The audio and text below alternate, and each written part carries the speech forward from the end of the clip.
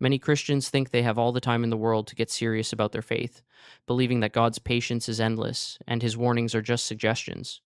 But what I'm about to share with you will shatter that dangerous assumption forever. My name is Evelyn Michelle Thompson, and I died for 22 minutes during Hurricane Francine 2 weeks ago. Today, you will discover definitively why September 2025 is humanity's final wake up call and what Jesus Christ himself revealed to me about the catastrophic spiritual deadline that most believers are completely unaware of. Before we begin, please subscribe to this channel and leave a comment with Amen and your country so I know this urgent message is reaching souls around the world. Hit that notification bell because what I'm sharing could save your eternal destiny. I need you to understand something critical about who I am, because what happened to me defies every logical explanation I've ever trusted. I'm 24 years old, a graduate student at Tulane University in New Orleans, studying environmental science. My entire academic life has been built on empirical data, peer reviewed research, and measurable phenomena. I've always approached faith the way I approach my thesis work, needing concrete evidence before accepting any conclusion. I believed in God, but in that distant intellectual way that many college educated people do. He was more of a concept than a personal reality in my daily existence. I was focused on my research about coastal erosion, my teaching assistant responsibilities, and honestly just surviving graduate school while trying to figure out my career path. I was the type of person who needed scientific proof for everything. If you couldn't show me the methodology and reproducible results, I remained skeptical. That Tuesday morning, August 29th, started with the same routine I'd followed for months. Hurricane Francine was surging toward the Gulf Coast, and while the Wise chose to evacuate, I had volunteered to remain behind with a small research team. My task was simple in theory: record the storm surge patterns, capture real time data that could help predict future disasters. In my mind, science demanded presence where fear urged retreat.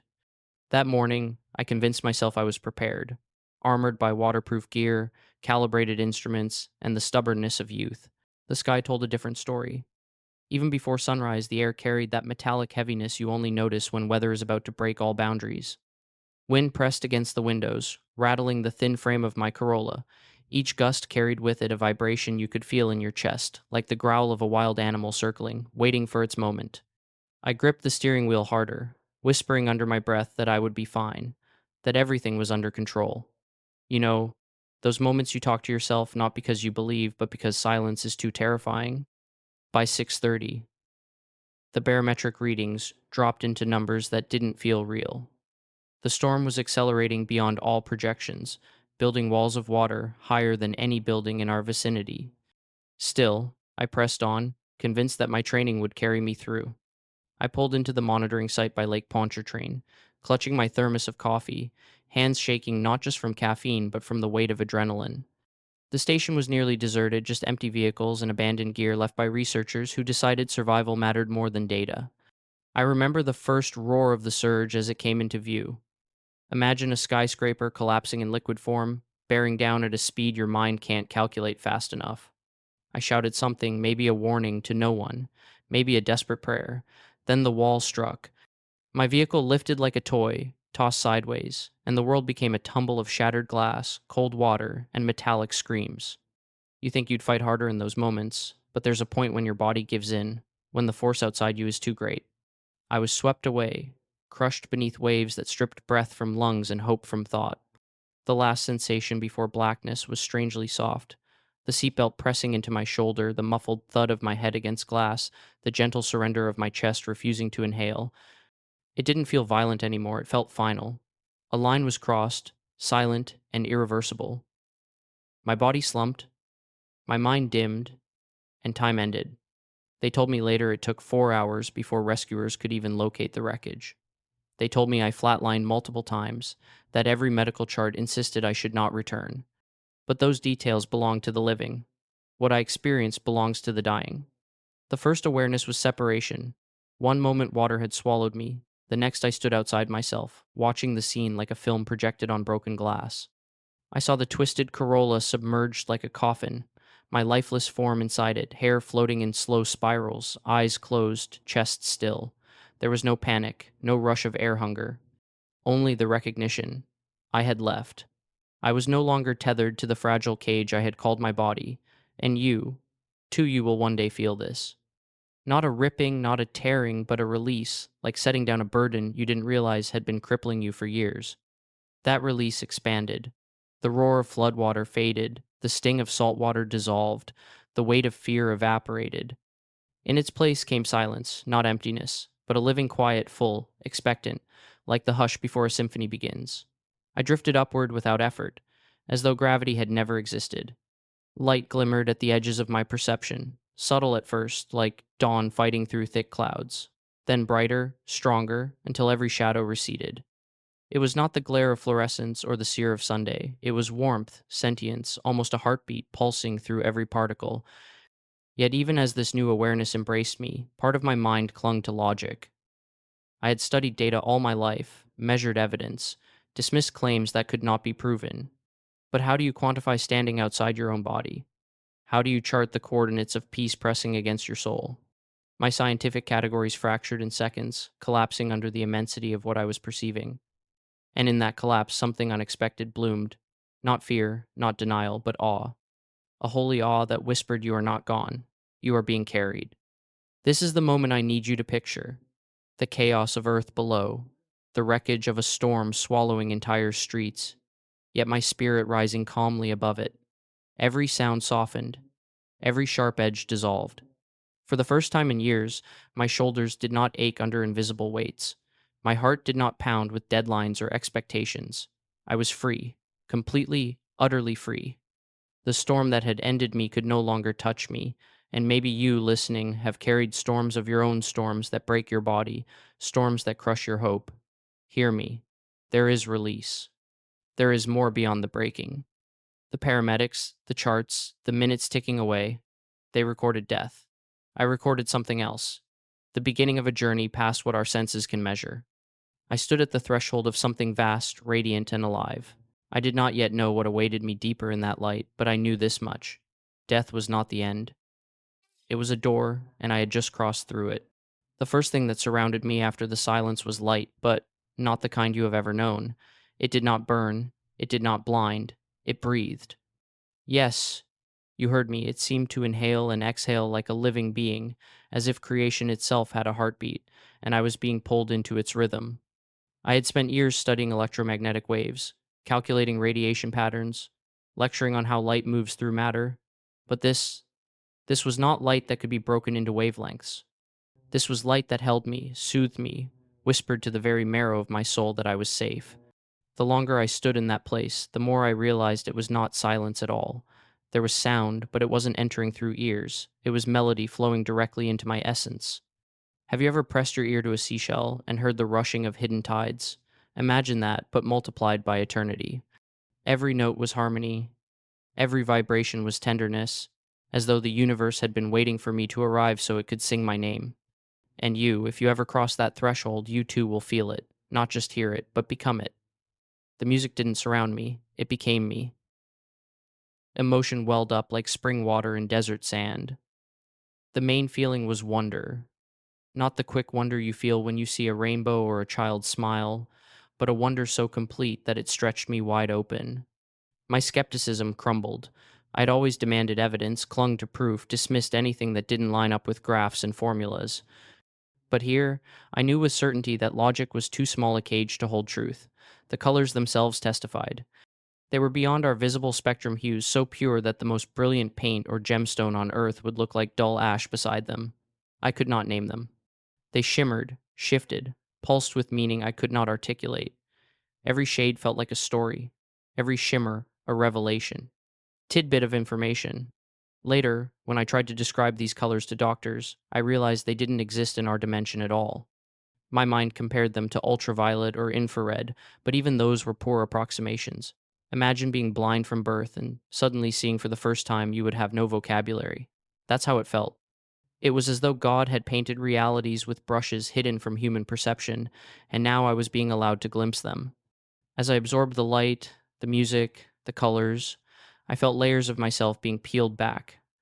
Not painfully, but like heavy coats shed one by one. Anxiety slipped away. Doubt dissolved. Even griefs I didn't know I carried vanished into the glow. Every scar of disappointment, every ache of unanswered questions, melted into that warmth. You carry so much more than you realize, burdens that knot your shoulders, fears that harden your heart. In that place, all of it became transparent, and what remained was essence, soul unchained. I remember reaching out instinctively, expecting to touch something solid. My hands found nothing, yet everything. The air, or whatever passed for air, felt thick with presence. Imagine fog rolling over the ocean at dawn, except every particle of mist was alive, conscious, aware of you. It brushed against me softly, like fingertips across skin, like the hush of a mother soothing a child. That's the only way I can explain it. It wasn't emptiness, it was fullness, an atmosphere saturated with love. I knew I was seen. Not my actions, not my research, not my failures, me, the core of me, and I was not rejected. Soft Form 1, the memory of a lullaby. You don't hear words anymore, but you remember the comfort of a mother humming while you drifted to sleep. That's what the atmosphere felt like. Soft Form 2, the first sip of water after wandering in dry heat. Coolness sliding down your throat, life seeping back into tired limbs. That's what the light felt like. Soft Form 3, the weight of a blanket fresh from the dryer wrapping around you on a winter night. That's what the music felt like. All three at once, multiplied, magnified, saturating every corner of my being. Yet in the middle of all this awe, a question stirred. Was this heaven? I remembered the stories of near death accounts I had once dismissed: tunnels, relatives, angels, judgment. I was not seeing relatives. I was not yet crossing boundaries. I was standing in an intermediate place, radiant but incomplete, as though the curtain had only begun to lift. I realized I was being prepared. Something, or rather, someone was approaching. It began as a shift in the light. The brilliance did not dim, but it focused, drawing inward, coalescing into a presence that walked. Yes, walked. I could sense steps, not through sound, but through ripples moving across the living air. With each step, the music deepened, the colors sharpened, the warmth intensified. My awe turned into trembling. For the first time since leaving my body, I felt small again, fragile, as though the immensity around me was narrowing its gaze on me alone. I knew without doubt this was not a relative, not an angel, not an illusion. This was the source of the light, the heartbeat of creation, the center of all melody. And as the figure drew nearer, everything in me whispered the same name: Jesus. Not the Jesus of paintings, not the Jesus of movies, but the Jesus who was, and is to come. A man in his 30s, yes, but more than a man, carrying eternity in his presence. The moment stretched long, like time itself bowed before him. My breath, though I had no lungs, caught in reverence. I was about to meet the one my soul had always feared was too distant to be real. The presence arrived like the turning of a page, no friction, no drama, only the hush that follows a deep intake of breath. At first you think the focus is still the light, that the brilliance itself has simply rearranged, but then you sense an identity stepping into that light, as if a note stepped out of a chord and became a voice. When he came close, the air around me folded differently. It had weight, like velvet drawn across an open wound, and healing it as it passed. My main emotion in that moment was overwhelming love, a love so complete that it rearranged the priorities inside my chest before I even knew the words to name them. You feel seen in a way that the world never taught you to expect. Not evaluated, not weighed against accomplishments or failings, simply seen, every fragile edge and hidden crease acknowledged and received. His face did not match the pictures you have seen in churches or books. It transcended those images. He looked like a man in his 30s, familiar and immediate, and yet his presence carried the density of all time. When he looked at me, each memory I had, small, shameful, brilliant, rose and settled like pages laid open beside him, and instead of condemnation, there was an embrace of understanding that made me ache with relief. There was a kind of sorrow in his gaze, not for me alone, but for the breadth of human suffering compressed into a single, compassionate look. It was the sorrow of one who knows what we endure and still reaches for us. That sorrow did not repel, it drew me closer. I felt as if I were a child again, knees scraped, heart trembling, and he knelt to my level simply to be near me. You know that motion when someone leans in and lowers their voice so the whole world seems to hush? That tenderness filled the moment. He spoke not through air that vibrates in the ear, but directly into the cave of my heart. There was no distance in his words. They landed like warm rain into dry soil, seeding courage where fear lived. He called me by name, and hearing my own name spoken by him felt like being reintroduced to myself, like someone who knew the original blueprint of my soul, reminding me who I was meant to be. The commissioning that followed was not a task shoved upon me with pressure, but an entrustment. It settled over my shoulders like a cloak weighted with purpose and grace. Tidbit of information. The way he communicated bypassed language, images, impressions, and a certainty that did not require verification. It was as if he uploaded truth into me in formats that my rational mind could not parse immediately, but that rooted in my spirit with instant clarity. You will not be handed syllogisms or data charts there. You will be handed clarity that lands in the bones and in the marrow of your convictions. Soft sensations threaded through that encounter. Soft form 1. Imagine the warmth of sunlight that has been filtered through a wool shawl, neither harsh nor weak, just a perfect gentleness that bathes you without scorching. Soft form 2. Remember the hush of snow falling on a rooftop. Each flake muffles the world into safety, and the atmosphere around him carried that same muffling intimacy. Soft form 3. Think of holding a newborn's hand, the astonishing fragile strength in their tiny fingers. His presence had that paradox, tender and infinitely strong at once. He did not lecture me. He did not present a theological treatise or plead with me to believe more. Instead, he unraveled scenes before my inner eye, snapshots layered like film strips, revealing the state of the world and the urgency that hovered over a specific season we would soon enter. Each image came with a weight of implication, an instruction that felt less like an order and more like direction from the author of a story I had been drafted into. You sense you are being prepared, fitted for a role you did not audition for but were designed to play.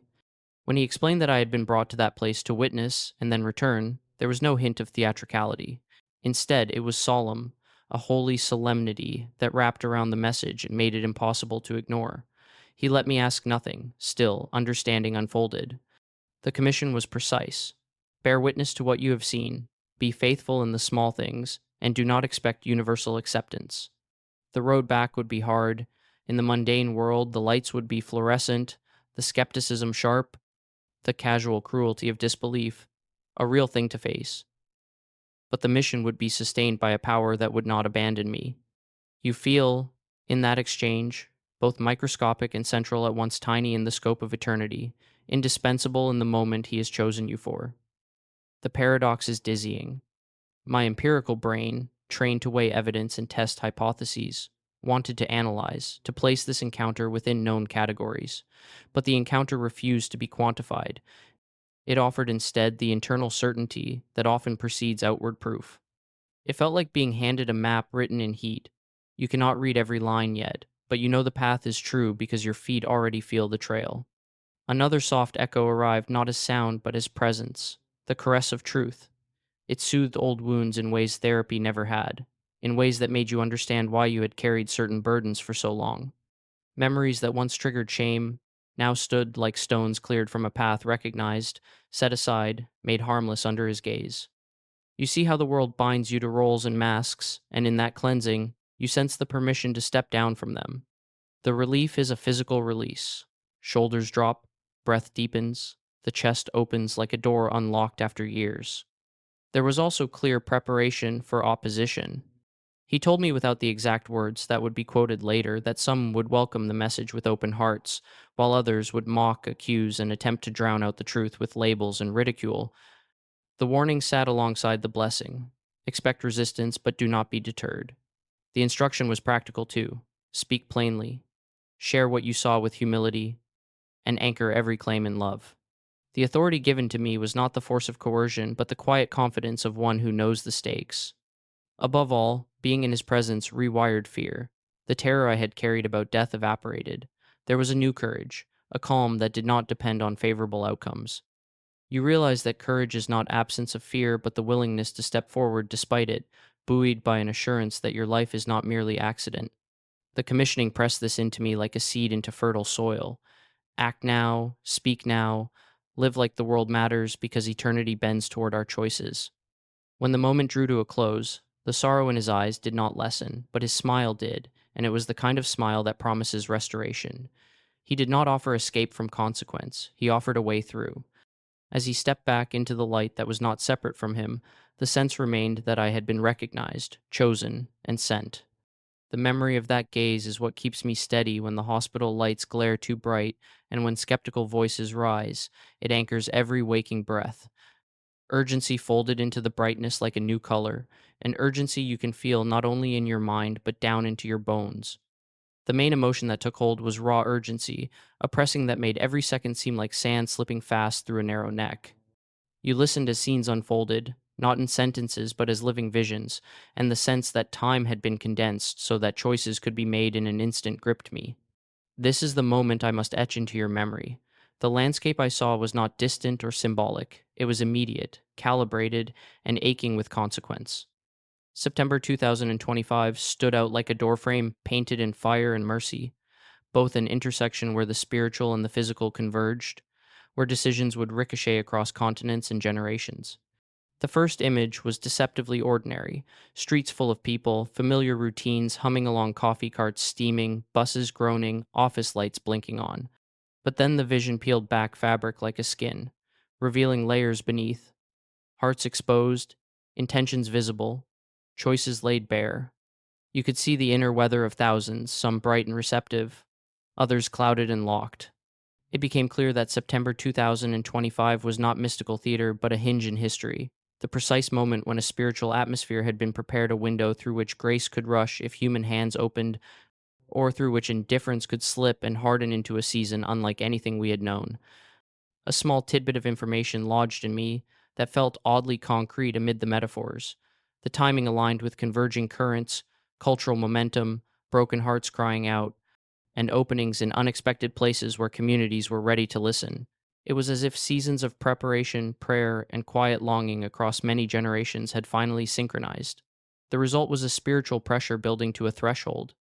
You might think of it like weather: warm air meeting cold, producing storms of revival or tempests of judgment depending on how the boundary shifts. That boundary, I was shown, would be particularly responsive in September. Soft Form 1 arrived as a memory of breath held in a crowded room. Imagine the pause right before an auditorium erupts into applause, the charged hush where every chest is a drum. That was the sensation: the world holding its breath, waiting to see which way the tilt would go. Soft Form 2, a dewy morning when grass blades glisten, and every small blade seems to be a miracle. The world briefly becomes holy.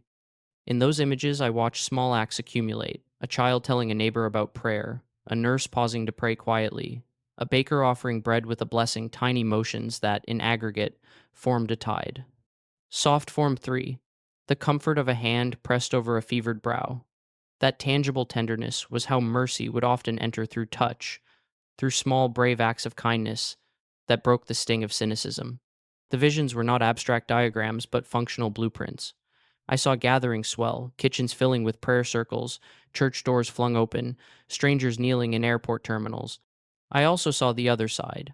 Hollow routines continued, people more enamored with digital echoes than with neighborly truth, hearts distracted by trivia while eternity nudged at their door. The choice was startlingly simple in its mechanics. Hearts that paused, that bent toward asking, even if imperfectly, became conduits. Hearts that hardened, that joked away the calling, became islands increasingly insulated from rescue. What struck me hardest was the role of free will. This wasn't cosmic manipulation. Choice mattered in granular ways. The vision showed how a single open prayer could act like a seed dropped into fertile soil, and how a single mocked invitation could become a stone that hardened a heart. You saw the mathematics of decision: small commitments multiplied into tidal movements. It was humbling and terrifying at once to witness how much weight ordinary acts could carry during that month. The paradox was clear: an ordinary September acted upon by ordinary people could tilt the whole of history toward light. Alongside the beauty, I experienced images of consequence. When people ignored the invitations, when they treated the season as ordinary, their hearts cooled in ways that later proved difficult to reverse. It was not punitive theater, it was the natural result of choices left unrepaired. I saw relationships fray into permanent fractures because opportunities for reconciliation were missed during that window.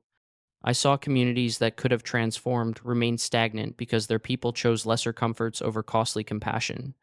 The visual punched through any temptation to sentimentalize the moment. This warning was practical, not merely poetic. Practical instructions came not as dogma, but as directives.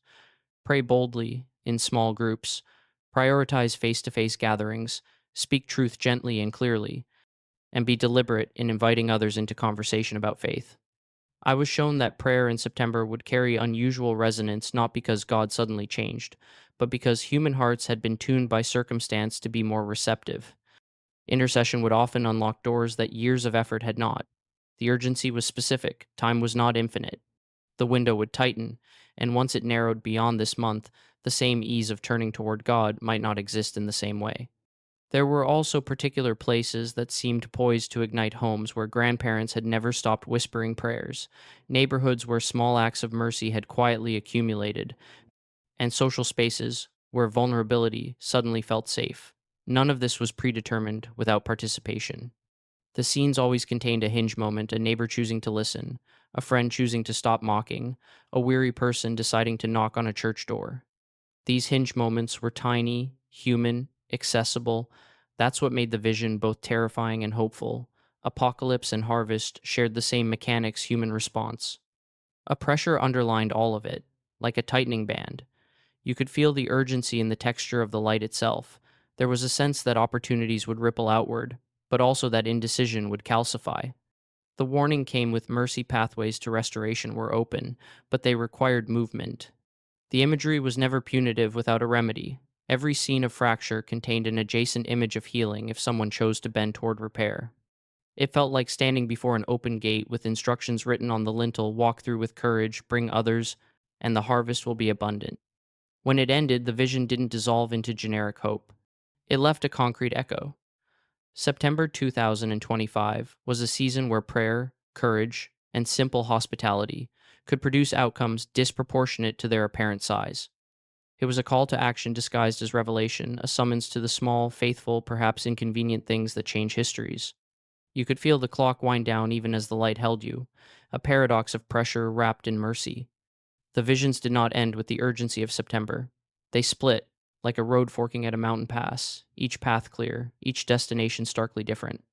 The main emotion that filled me then was awe, but not the easy kind. It was heavy awe, the kind that makes your chest ache because you realize the stakes are far greater than you imagined. I was shown two futures, both beginning in the same place, yet diverging into light or shadow depending on what humanity chose. On one path, radiant light spread across cities and villages alike. I saw gatherings swelling in unexpected places: parks, schools, abandoned warehouses turned into sanctuaries. People lifted their voices not in protest or complaint, but in worship. Families that had been fractured by bitterness sat down together, reconciled by forgiveness that seemed impossible hours before. Children prayed boldly, unashamed, their innocence carrying authority adults had forgotten was possible.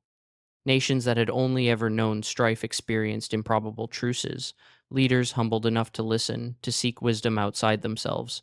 The atmosphere of this path was restoration. The earth itself seemed to breathe more freely, as though creation joined the chorus of redemption.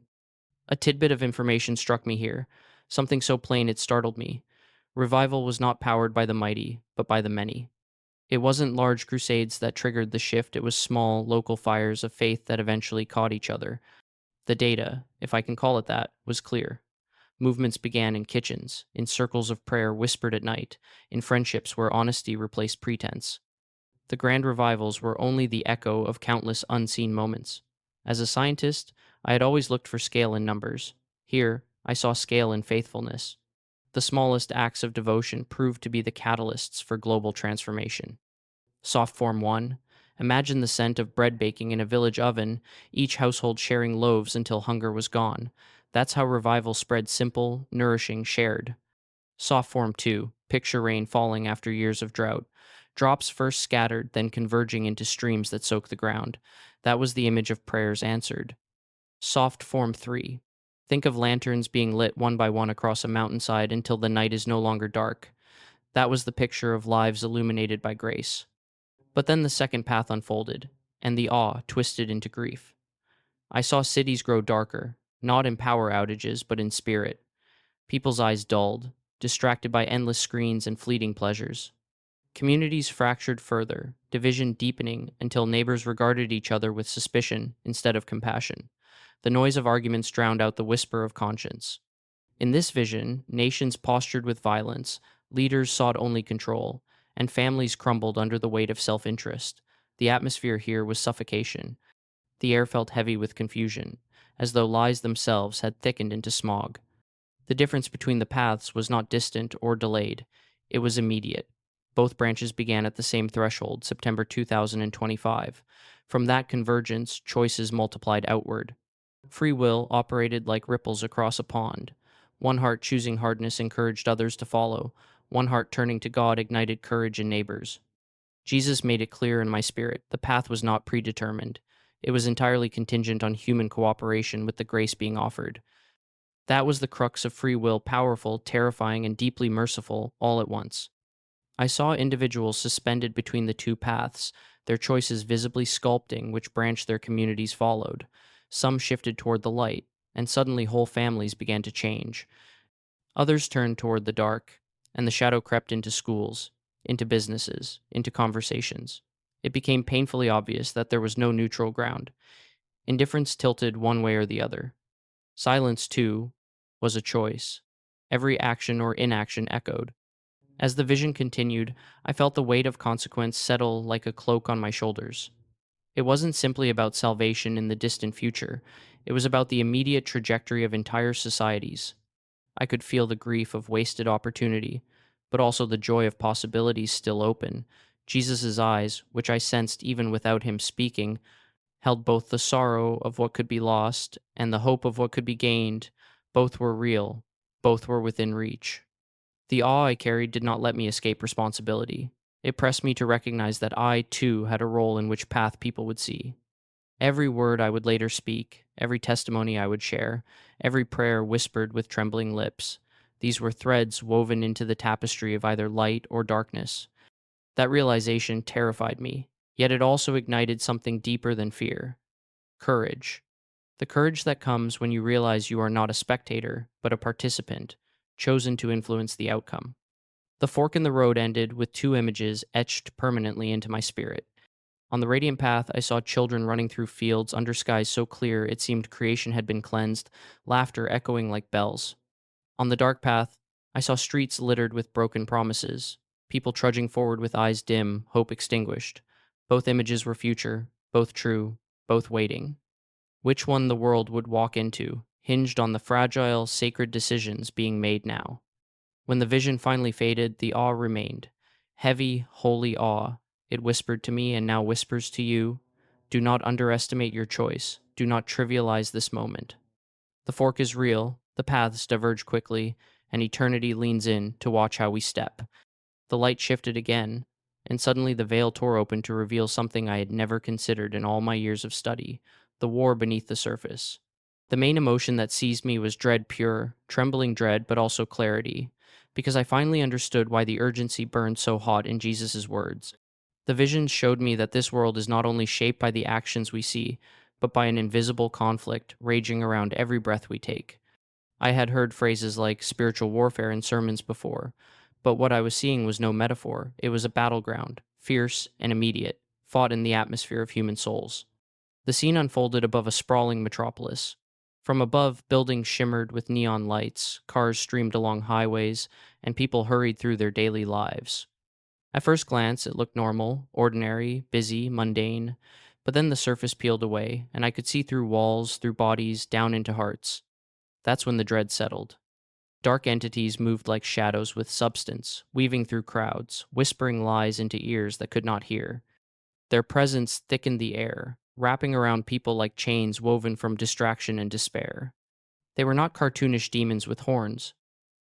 They were predators, subtle, insidious, blending with the flow of human thought so easily that most never knew they were being manipulated. But I also saw the other side beings radiant with light, stronger than any shadow, desperately reaching toward people's hearts. They glowed with the peace and strength of heaven, their movements swift and graceful. They whispered truth, they pressed hope against despair, they guarded children, they battled fiercely whenever darkness tried to claim ground. I saw one beam of light reach into a teenager's heart, just as despair whispered that life wasn't worth living. The boy paused, lifted his eyes, and for the first time in months, he whispered a prayer. That single act pushed the darkness back, and I watched the angelic being flood his soul with renewed hope. It was breathtaking and sobering. A tidbit of information became clear. The battlefield wasn't geographic, and it wasn't limited to catastrophic events. It raged over choices as small as honesty in a conversation, forgiveness in a family feud, or prayer uttered in secret. Each decision tilted scales. The warfare was constant, and every moment of indifference gave darkness permission to grow stronger. The entities fed on distraction, on material obsession, on relentless busyness. The more a person focused on careers, wealth, or digital applause while ignoring God, the thicker the chains became. It was terrifying to realize how easily people surrendered ground without ever knowing it. Soft Form 1. Imagine walking into a room where invisible smoke fills the air. It doesn't choke you instantly, but it dulls your senses, numbs your thoughts, and soon you cannot remember what clear air felt like. That is how spiritual blindness spread. Soft Form 2. Picture the moment a candle is lit in a pitch black cavern. The smallest flame illuminates miles of stone, chasing shadows instantly. That is what a single prayer does in that war. Soft Form 3. Think of the soft weight of dew on a leaf at dawn, fragile but undeniable. That was how God's presence often rested on hearts, quiet but transforming, unnoticed unless you paid attention. The dread grew heavier as I watched countless souls stumble, oblivious to the battle raging inches from them. They scrolled through devices, argued about trivialities, rushed for deadlines, all while dark figures fed on their distraction. I wanted to scream, to shake them awake, but I couldn't. I understood then why Jesus' urgency burned so fiercely. People are being fought for every moment, and most don't even know a war is happening. Yet even in the dread, I saw incredible hope. Light had authority darkness could not counterfeit. Whenever someone turned their heart toward God even briefly, the light surged, chains snapped, and truth pierced the fog. Some of the fiercest warriors I saw weren't preachers or prophets, but ordinary believers whispering prayers for their families, speaking kindness into broken spaces, choosing forgiveness instead of vengeance. Their faith acted like detonations of light in the battlefield, rippling outward to free others they would never meet in this life. That realization humbled me. Your quiet prayers matter more than you think. They are weapons unseen but devastatingly effective. I was shown something else that rattled my scientific mind. Time itself behaved differently in this warfare. A prayer spoken now could ripple backward, cushioning a wound from yesterday, or ripple forward, opening doors days or years ahead. It was as if time bent in obedience to the authority of God's word, proving that the battlefield was not constrained by linear minutes. That revelation shook me as deeply as the storm surge had, because it meant my narrow view of reality had always been insufficient. Free will still ruled, but prayer altered the landscape in ways no algorithm could predict. The dread, the awe, the urgency they merged into one conviction. Indifference is lethal. To live without prayer, without awareness, without faith, is to walk unarmed through a war zone. But to live alert, to speak even halting prayers, to gather in worship, is to wield weapons that make eternity tremble. I realized why Jesus had shown me this, not to terrify me, but to awaken me. And now I tell you because you are also being fought for, this very moment, whether you see it or not.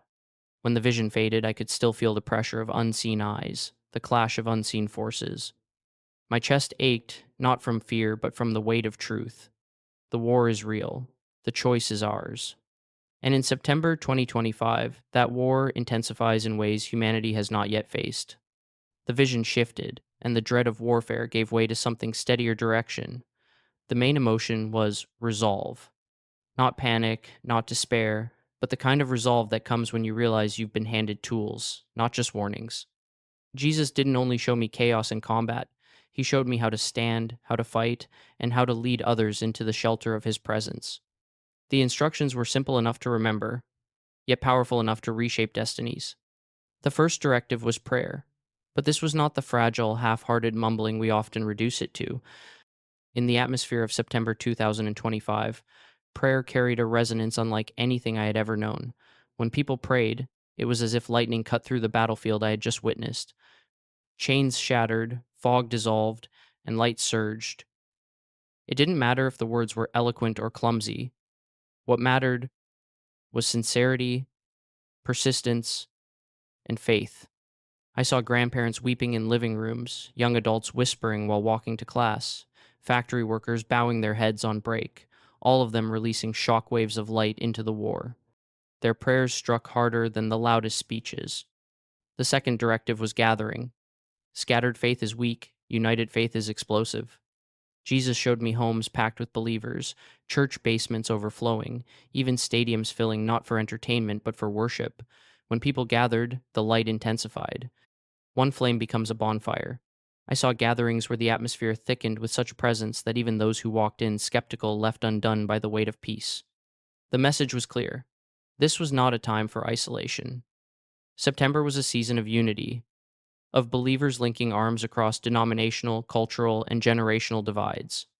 A tidbit of information settled into me like a seed. The act of gathering did more than strengthen believers, it disrupted dark networks.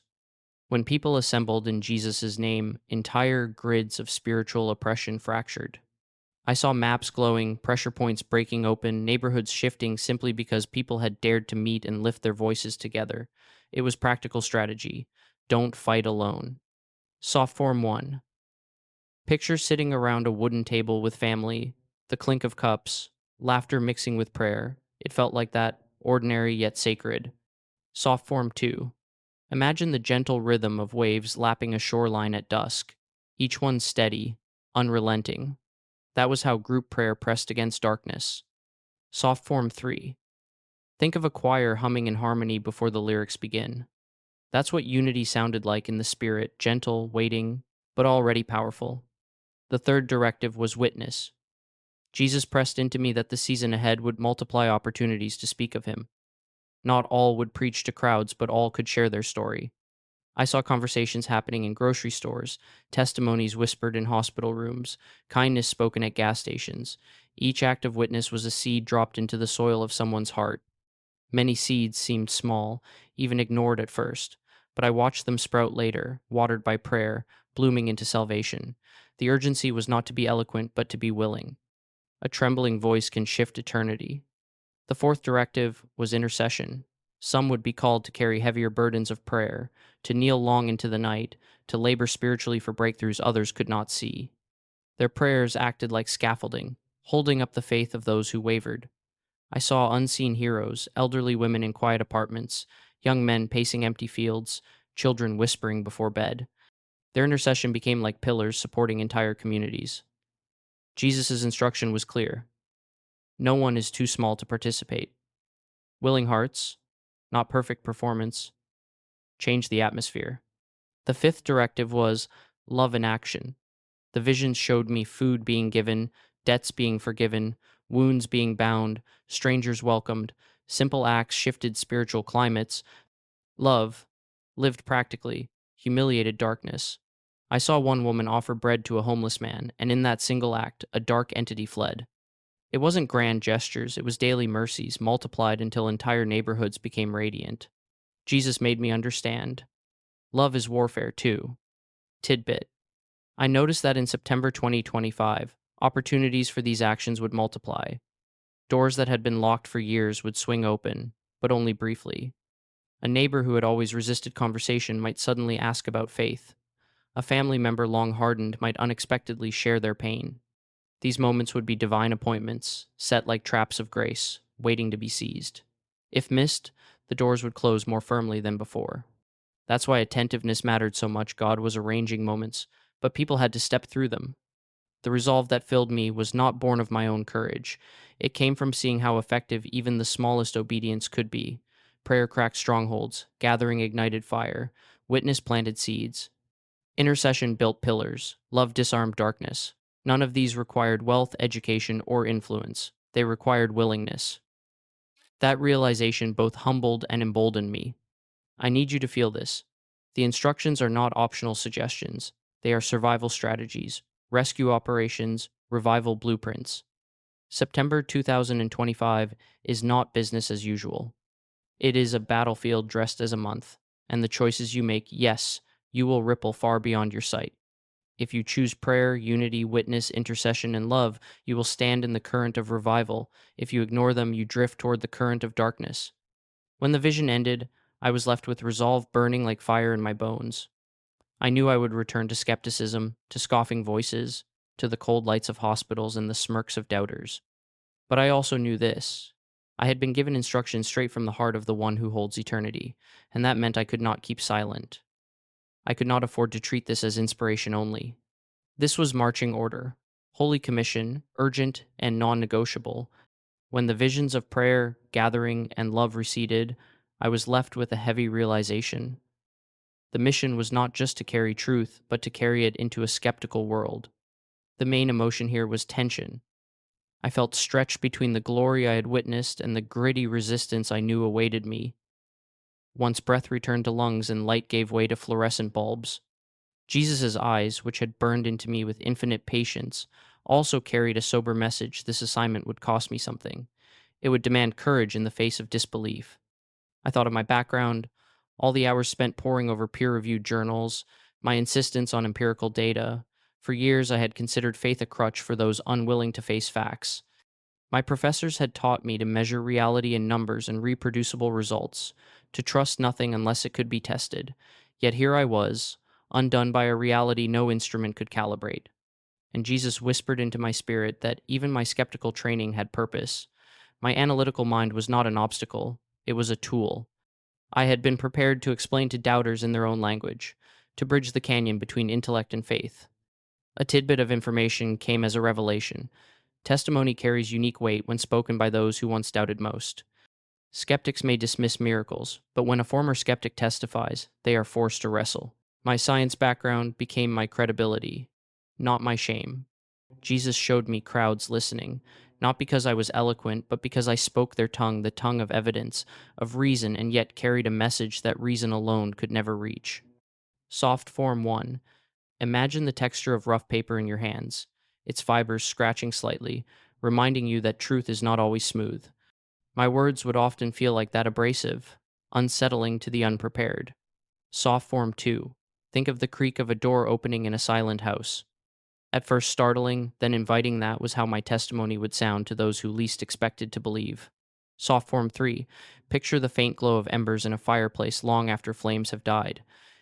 That is what my presence would be to some skeptics, quiet but warming, refusing to extinguish. But with this mission came the warning. Not all would welcome me. Some would mock openly, calling me delusional, accusing me of trauma-induced hallucinations. Others would politely dismiss me, offering nods while their hearts stayed locked. Still others would try to silence me, insisting my story endangered their fragile certainties. Jesus didn't hide this from me. He pressed it gently but firmly into me. If they ridiculed him, they would ridicule his messenger. Resistance was part of the call. Yet alongside the tension was a surge of empowerment. I was not being sent back unarmed. He promised to give words when my mouth faltered, courage when fear tightened its grip, strength when fatigue pressed heavy. My task was not to convince every heart, it was to plant seeds. Seeds of testimony, of truth, of witness. Some would fall on rocky soil, others on thorny ground. But some would land where soil was ready, and those would grow into forests of faith I might never live to see. That was my task, to scatter faithfully, not to harvest everything myself.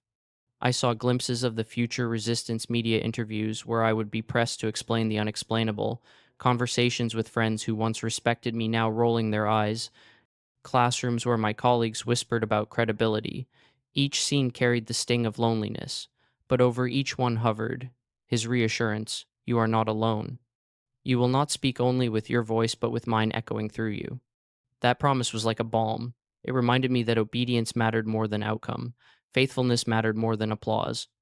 If only one person believed because of my story, it would be worth every insult, every headline, every awkward silence. And I realized something. Profound skepticism is not the enemy. Indifference Island.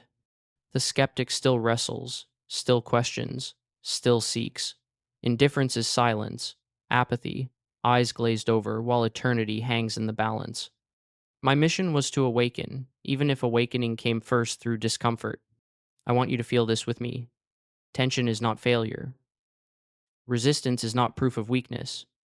When truth collides with doubt, sparks fly. That's the nature of friction, but those sparks can light fires. And so the commission became less about my comfort and more about my courage. Less about how many would mock, more about whether I would stay faithful. Jesus sealed it with a look that burned deeper than any word. Do not measure by numbers. Measure by obedience. That became the anchor. That became the compass.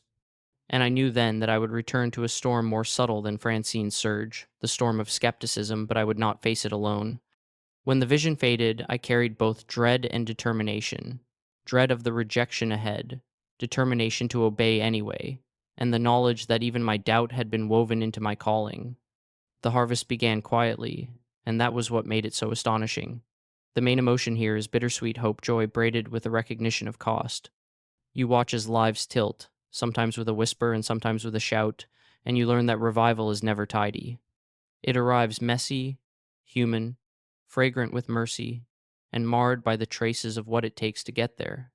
I saw scenes of salvation like small miracles stitched together, a father kneeling beside his teenage daughter for the first time in years, neighbors sharing food and prayer across fences that had once been lines of cold silence, a hospital ward humming with whispered thanks after a nurse held a hand through a long night of fear.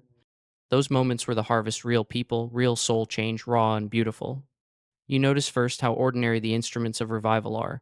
They aren't always eloquent preachers or viral campaigns.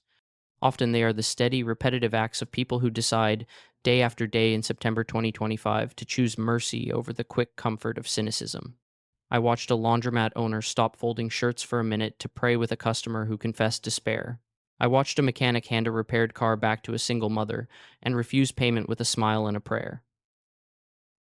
Those small mercies multiplied into a field ripe for gathering. A tidbit of information settled into me then. Movements are grown, not manufactured. The algorithms of heaven are humble persistence, tenderness, and willingness outwork influence every time. Soft form 1, the smell of fresh coffee, poured in a living room after a late night conversation, the ordinary warmth that signals people staying awake long enough to listen. Soft form 2, the feeling of a coat returned to someone shivering on a cold evening, one small outer gesture that reassures a soul its worth. Soft form 3, the hush of a room, when someone says, I'm sorry, and the weight of that word releasing like a sigh. These are the textures of harvest, simple and sensory, repeating until whole neighborhoods felt different. Yet the harvest had a cost. For every life turned toward light, there were others who hardened. I saw people who, in the face of invitation, recoiled and then closed their hearts in ways that seemed permanent. The image that stayed with me was of a door left ajar and then slammed shut, its hinges rusting before anyone could reach for the handle again. Those who refused grace did not always meet thunderbolts or dramatic judgment. Often, consequence arrived as a slow calcification, a heart numbed by repeated small refusals until it could not hear the knock. That was the terrifying part. Decline frequently looked like ordinary life continued, but with a pale, dull center where warmth had once been. You feel the sorrow of it because the choices that usher people into darkness are often ordinary and private. A dismissal of prayer here, a polite laugh there, a prioritizing of comfort over repair. The cumulative effect is permanent in a way that surprised even me.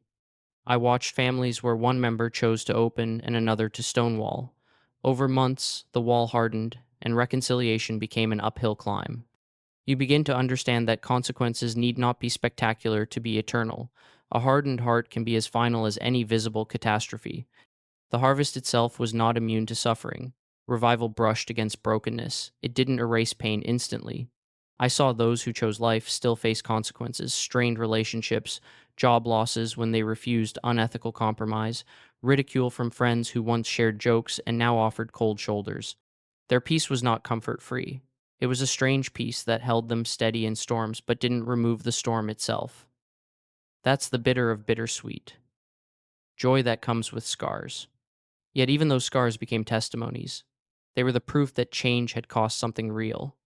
On the other hand, the harvest joy was contagious in ways I hadn't fully expected. Once a single family took a step toward reconciliation, their street changed.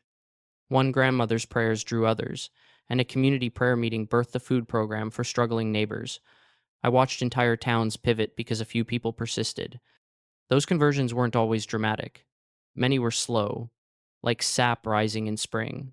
Subtle, until you noticed the trees leafing out. That steady growth meant the harvest was sustainable, not a one-time surge that faded. It was a legacy, a reformation of daily life.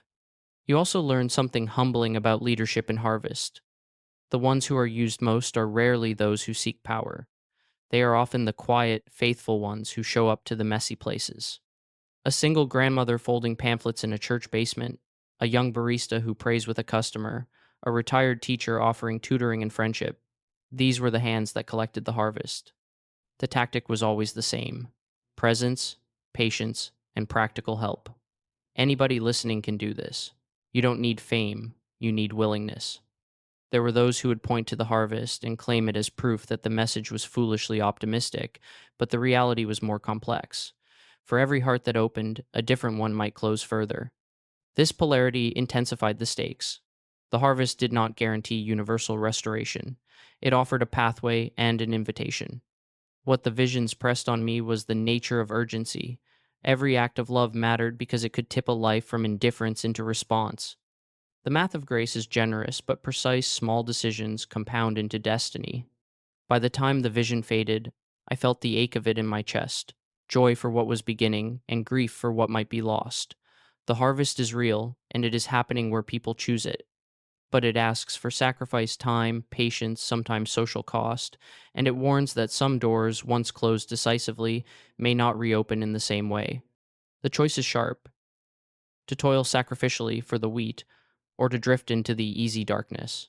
I came back with hands full of images, faces lit by newfound faith, hands clasped across old divides, and doors left tragically shut because pride or fear refused the invitation. If you hear anything here, let it be this: participate in the harvest, pray, show up, offer small mercies. The cost is real, but so is the fruit. The balance of both is the bittersweet hope that now shapes every waking moment for me. The final vision released me back toward breath like a tide withdrawing from the shore, slow but unstoppable. The main emotion was weight, the gravity of a commission I could not escape. I felt the warmth of his hand over my heart, steadying me, preparing me for return. The beauty of heaven receded, replaced by the grit of mortality I had once taken for granted. But before the colors dimmed, Jesus sealed his message in me. September 2025 was not simply a warning. It was the last wide open invitation, the final portal of grace before the season shifted.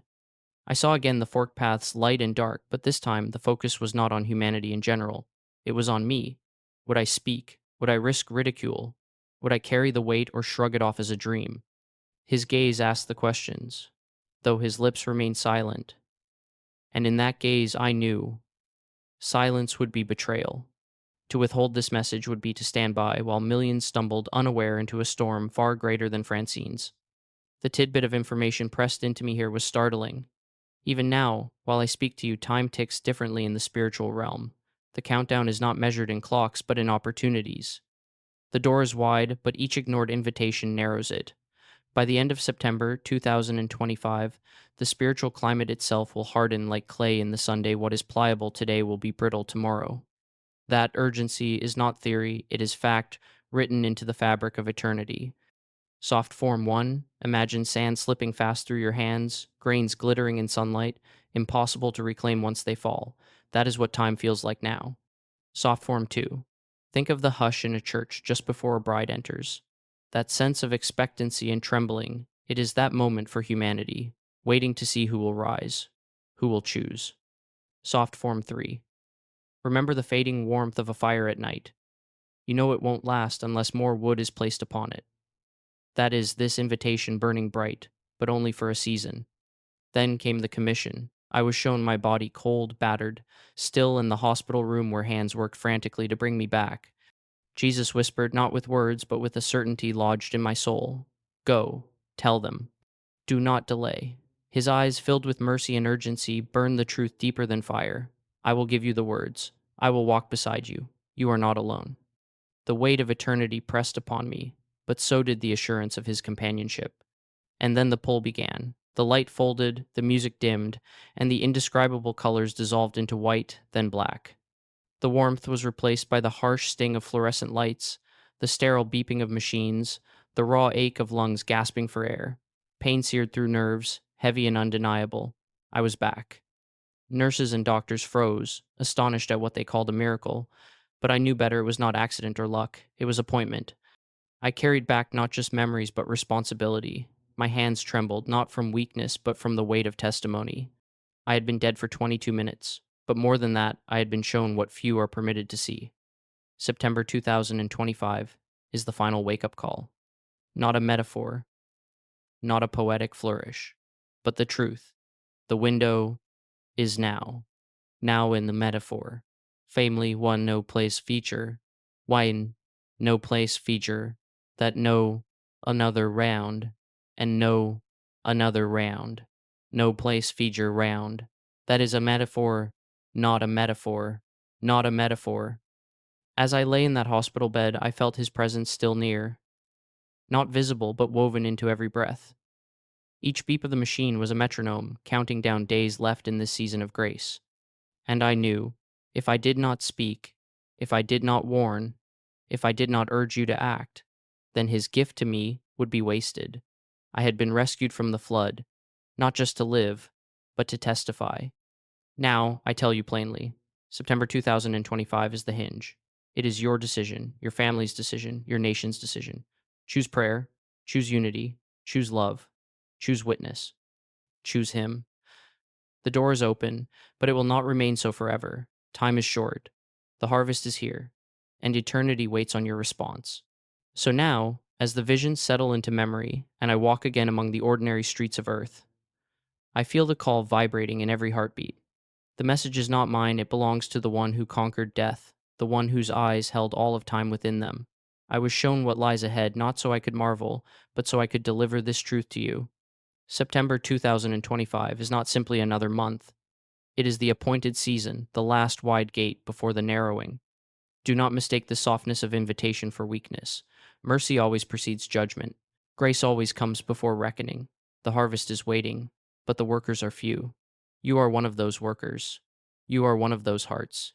He is knocking upon. Do not wait for perfect words, perfect conditions, or perfect courage.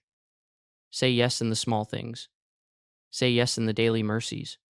Say yes in the prayers whispered in kitchens, in the forgiveness offered to enemies, in the kindness extended to strangers. The storm taught me that control is an illusion. Water can sweep away steel and concrete in seconds, but I also learned that faith is not fragile. Faith outlasts fear. Faith bends eternity. Faith is the hand that reaches up and finds God already reaching down. And now, in this moment, that same hand is extended to you.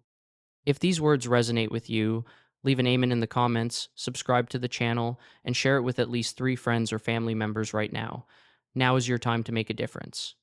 Spreading this message is not only an act of love, but also a mission that Jesus himself has entrusted to you.